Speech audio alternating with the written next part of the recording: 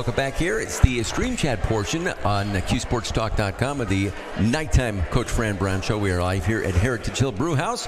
And to those who are getting their notifications on the Twitch here on QSportsTalk.com, you can enter into the chat room, start saying hi, asking questions, comments, etc. And wish the coach and team well as they get set for that trip to Boston College. Coach, good to see you. Good to see you too. How you doing? Good. Yeah, things are well, and it doesn't get more exciting than the last weekend. Come from behind, overtime win in the Dome. And how does that compare, Coach, just out of curiosity, and you hear the crowd after an overtime win at home compared to winning a game in overtime on the road and quieting their home crowd? Obviously, the home is more exciting, but... Yeah, home is always good because you get to do it right in front of your fans. But in the same sense, I'm just looking for the win. You know, wherever it's at, it's always just about the win. Because I know the fans are cheering, whether they're on TV or in the stands. I'm pretty sure they'll be cheering. But it was pretty cool to do it at home, you know. I don't have to worry about the plane ride and all that stuff back afterwards. Just an exciting time, and questions rolling in here. We can start right off with Roddy Richards. He wants to know if you've had any interactions with Coach Deion along your coaching career. Yeah, that's my guy. Yeah, he's a mentor. Yeah, we cool. I could text him, call him, send stuff over to my sons if I tell my sons need stuff. He's a good dude, man. He helps and he talks well. I mean, he's Deion a real deal, not just as a football player, but now. As a coach, he's the same. Like, he's a good father, just a good man. You know, I respect him a lot. I follow a lot that they do. It's not a game that I don't watch that they play. You know, I'm 100% full Colorado. I want to see him go. I want to see Shador go to work. You know what I'm saying? It's just all of them. I enjoy watching them play, though, man. He does a really good job. Hoping to turn our atmosphere into that kind of atmosphere. So I love what he's doing. It helps guys like myself that are coming up in coaching. What was your first interaction? Like, when did you first meet the Coach Deion, just out of curiosity? I think we talked when Shallow was, I was at Baylor as a coach, and I think that's when we first started to talk, when I was coaching at Baylor, the secondary, and his sons were young, and he was telling me how good they would be because he was coaching at high school there, and he was just saying different things and giving me different pointers on stuff, and we just started, like, it was pretty cool from there. As me being a coach, kids players started to reach out to him, and then we just connected here again recently because Nick Williams came to coach with us. So, like, just talking through there and just always talk. You know, we always reach out to each other, and I'm asking them questions and doing things. They get a big win. I'm telling them that's a big-time win and different things, and then he's telling me different things. So, I mean, he really showing us how to show me how to lead these young men and what's the best way to lead them. So, I like watching them. I follow him on Instagram, and he's every day he's got a very good motivational, positive message. Even if, whether you know followed him as a player or liked him or didn't like him or hated it, whatever it is, because he is who he is. But if you follow him, he's got great every day. If you hated him as a player, then you're just a hater. Yeah, right. That's just bad. So you got to figure out how not to be a hater. If you hated him as a player, then you're just a hater. I don't follow everybody on the Instagram piece. I kind of stay off of that. I just try to focus on the daily. He's got good stuff on there every day. He's just a real dude. So he's a real dude. Jacob wants to know, do you know, or what can you say about Coach Bill O'Brien over at Boston College? Do you know him well? I don't know him well, but I know who he is. You know, we've had conversations a few times, of course, coaching clinics and things of that nature. But I know he's a real good football coach. That's what I just know about him, that piece. We haven't had opportunities of like talking and things of that nature. We just talked at the clinics and stuff like that. And he's a real good coach, though. He's a cool dude from what I met right there. Question here about the halftime locker room speech after the first half against Virginia Tech. What was the nature of it? And how do you plan any of that ahead of time? It's just at that moment it comes out, it comes from the heart? No, everything I do from my heart. You know, I put it in the faith, and then my faith just carries into my heart. And that's just like everything I do from my heart. But I don't plan any of that stuff. I mean, it wouldn't be right if you plan it. And we just said we had to get right, all of us, you know, from myself on down, we had to get right and just stay focused, you know, and hoping that we don't dig ourselves into the same hole again, because I think this football team is actually a really good football team. So we're just trying to stay focused so that way we don't have to go through the same thing again. Is it ever like in the movies, like for halftime speeches for sports movies, where like a player suddenly wants to say something and you give him the floor, and somebody that you wouldn't expect anything from, but all of a sudden something comes out of them that's motivational? Or no? No, not really. No. Not really. It's kind of, it is what it is. We stick to business, stick to the script. Like if a guy just suddenly said, "Coach, I'd like to address the team." I'm just let him address the team because he's on the team. He has more than the right to do that. Yeah, absolutely. This one here, Coach.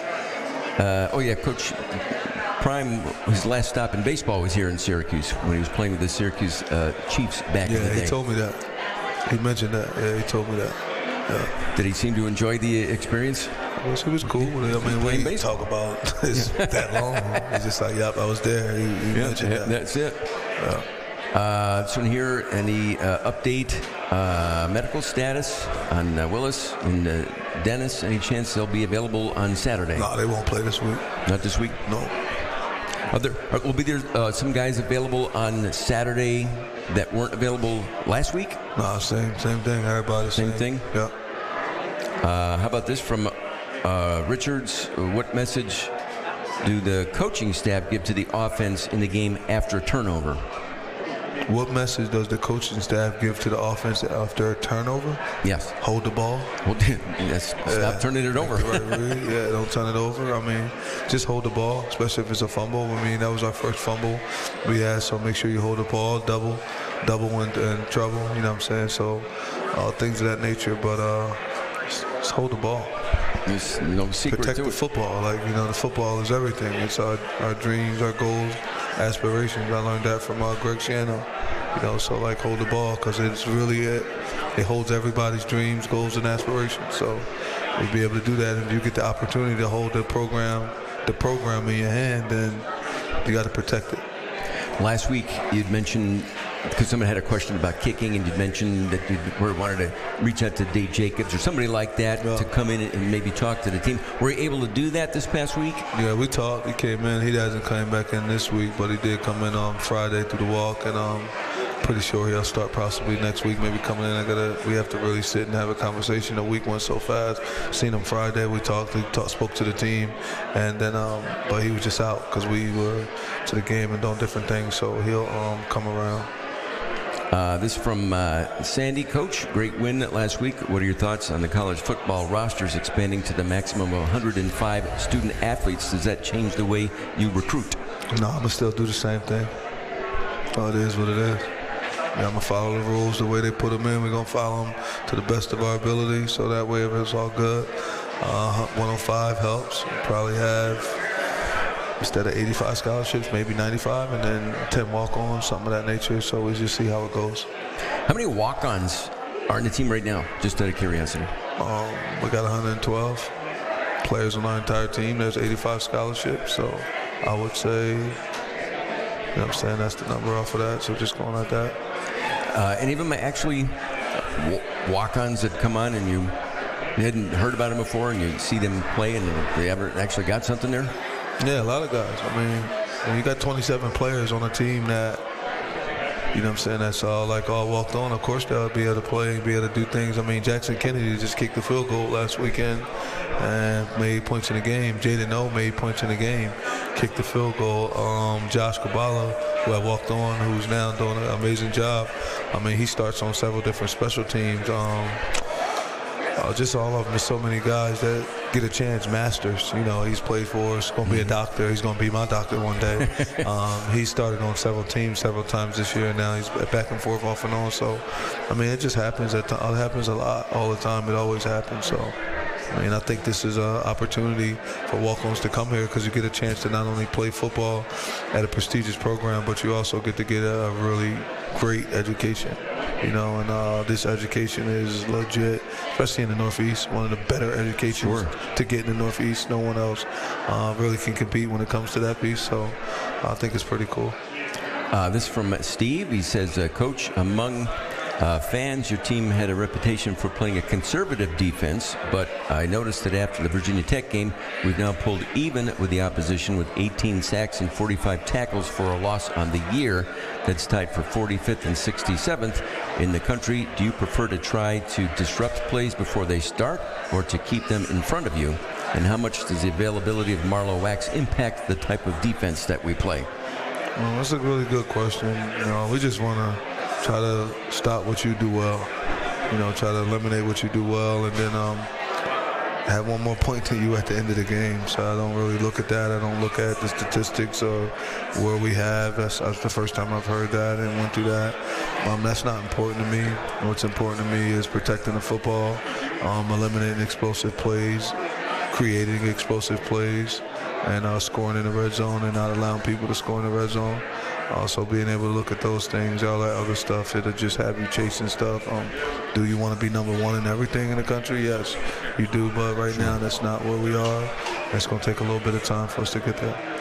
Now, it's trying to disrupt what they do well. When you look at the BC on tape and you've watched their games all year, what do they do well that you're going to try to interrupt on Saturday? It's hard because I think they have the ability to hit shots and do that. Just with the coaching staff they have with Coach O'Brien, he's able to do a lot of different things. I think they can run the ball well. I think that they use the tight end well. They do a good job using the tight end, and they do a really good job using Bond. Bond's a really good player. So, they do a real good job and everything. They can run the ball. I think they can take shots and hit them. Their quarterback can run the ball, so that's always a threat. These guys are a real good football team, man, and they're so close to being literally, you could be not 4-4, they should be 6-2 somewhat, sure. Or could be 7-1, things like that. So we don't pay attention to the record. I watch the tape and I'm like, dang, these dudes got a lot of weapons and things that they're a good football team. And it's a good old school Northeast rivalry game that obviously we've come to look forward to every year now for a lot of years. Is it a rivalry in regards to kind of going after the same recruits? It's a rivalry for everything. Yeah, for everything. It's a rivalry for everything. It's important that we go out and compete and have fun. It's Boston College versus Syracuse. So we get to play each other. We're going out. It's a rivalry for everything. It's a rivalry for all of it. Like, I get to coach against Bill O'Brien. So we're gonna have fun. We're gonna compete. He's a competitive dude, just like I am. So, and he and I both get an opportunity to coach in a game that's been going on for a long time. So it's gonna be fun for us to go out there and compete against each other and have fun and get the best out of both players. I hope both teams are playing their best football on Saturday, for 4 hours, and hopefully that both of us are able to go play our best football on Saturday. This from Ryan. He says, Coach, thanks for standing up for the marching band during the halftime, I don't call it an incident there with the kicker. They was warming up or whatever. Just an accident. He's a young kid, a kicker, but, that's my band. Yeah, it's the band. For us, and me and that coach is a good dude. So you do anything with the dance team, with the band, cheerleaders, you disrespect any of them, you disrespecting us, and I know they wouldn't do that to anyone, and it was nothing towards the kid. It was just towards the action that was taking place during their halftime show, which they worked so hard for. That's their game. Yeah. So it's like, how you just can't come in between their game like that and do that, So I just didn't like that. This from Orange NY. What was it like meeting Coach Boeheim up on campus? What was it like meeting him? Yeah. I'm still just like, wow, it's Coach Boeheim still right now. Even when I get to see him, I asked him a lot of questions. So anytime I see him, I talk to him for at least 20 minutes. That's the least amount of time that I'm going to talk to him, because there's a lot of stuff I'm asking him and going through and telling him. And I like to say things to him because Coach Boeheim has no filter. So if he thinks that I'm doing something dumb, he'll be like, that's dumb. He'll just tell me that, like, that's dumb, don't do that. So I like to just tell him as much as I could possibly tell him about what I'm doing and where our program is and how, I'm trying to build a program, and just ask him, am I doing it right? Does he think that it's going the right way? What does he see that I should change and things of that nature? And he just tells me all that stuff. He knows a lot of ball. I know he played basketball and did all those things, but he's been watching for years. He loves watching football. Like he's a sports junkie. So he loves it all. So it's pretty cool to I'm honored that he allows me to talk to him. And he is like a walking encyclopedia of sports, not just basketball, like you said. Everything. But you ask him about a football game from 1998, and he'll tell you who had the passing yardage and who had the winning score or whatever, like photographic memory. He's good. He loves sports. I bumped into a guy, Coach, on the weekend. I was at the Funny Bone at the Comedy Club, and the guy who runs it, his son plays in the same Pop Warner team as your son, I think. Yeah, they're on the same team. Yeah. He told me that too. Yeah. I met him a few times. He was a nice person. But they had a game the next day, their championship. Oh, they're in the championship? Something like that, like sectional states. But they had a game, and they won on the last play of the game the same way. Did they really? Yeah. My son actually made a tackle. He got the tackle and ran off excited and happy about it. So they had a good game, though. They won like 34-27. And Braden played a good game. All those little dudes, they play well.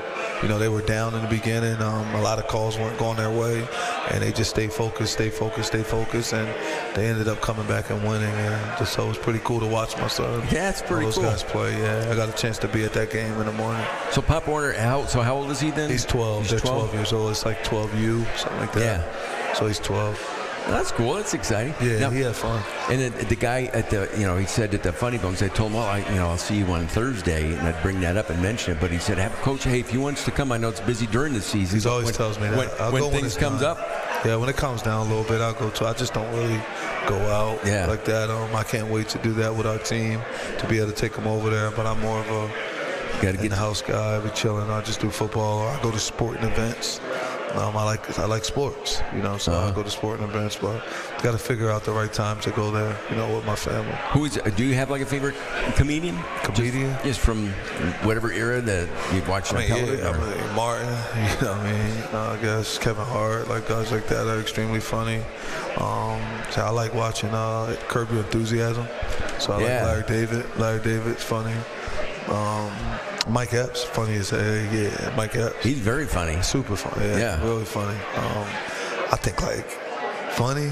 I watch different stuff. So I get to watch Cam and Mace on their show, and then I watch Gilly and him on their show. So I like my version of funny. Though they funny as heck, just watching them every day. And so it's a lot of dudes to me that are funny. That dudes I love what they do on the show. Those dudes are funny. They cool too. I respect the way they grind and pushing and where they at and how they just constantly keep going.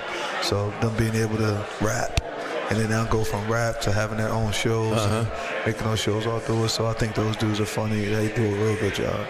We were talking at that work, some of the guys, because I know during this show over the past, couple of weeks, someone will ask about favorite, New Jersey rappers, or before he went to the Pittsburgh game, somebody asked about that. And when you think of Boston, you're going to Boston for the BC game, there's no rappers that kind of jump out name-wise.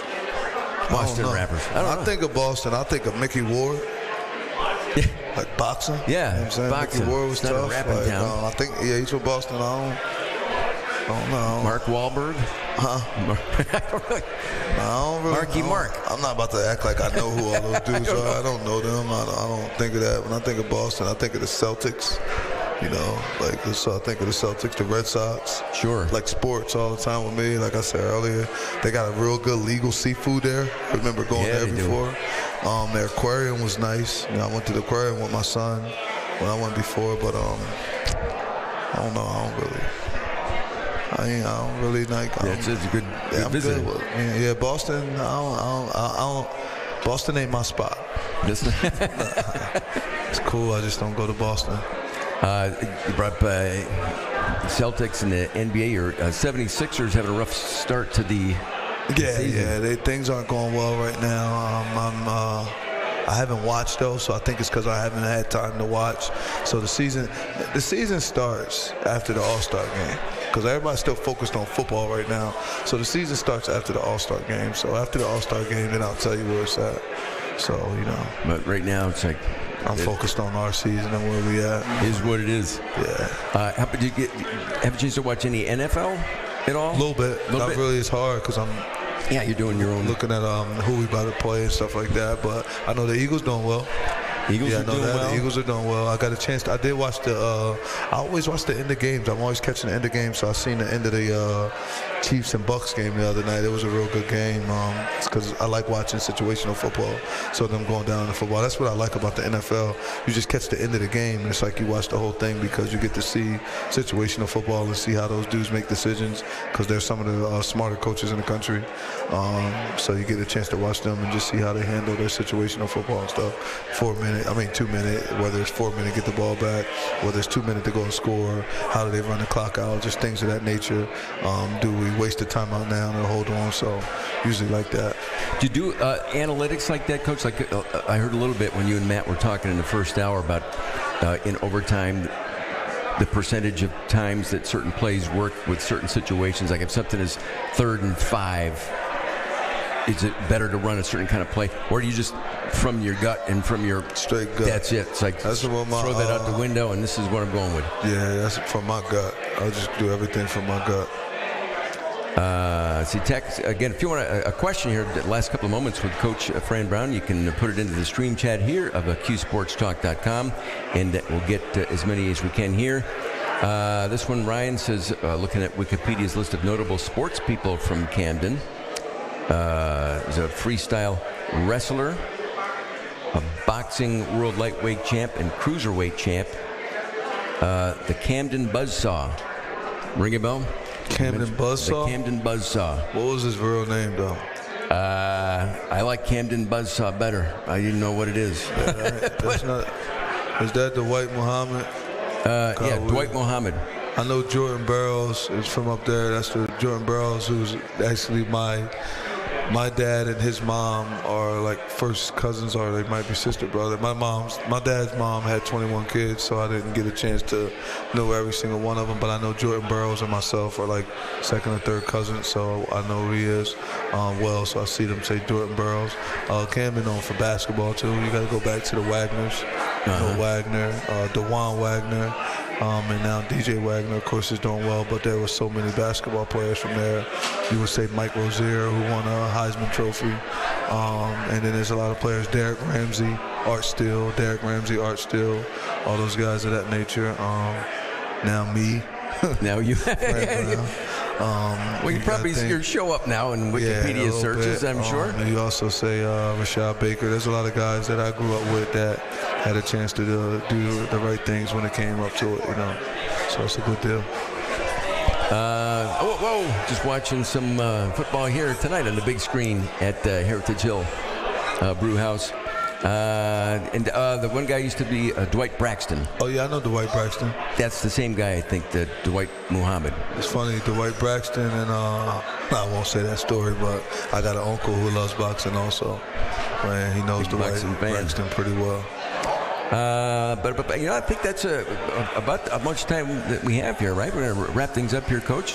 Best of luck. Go Orange on Saturday, that noon kickoff. Again, a nice early game for you. I know you like those noon games, so you can kind of catch up on some of the afternoon games and get home in time to 30-minute flight with the family. It's a 30-minute flight to Boston. Perfect. Yeah. So go Orange. Coach Fran Brown, we'll see you again next week. Be safe. Thank you, Coach. And we'll see you next week here on QSportsTalk.com. Thanks.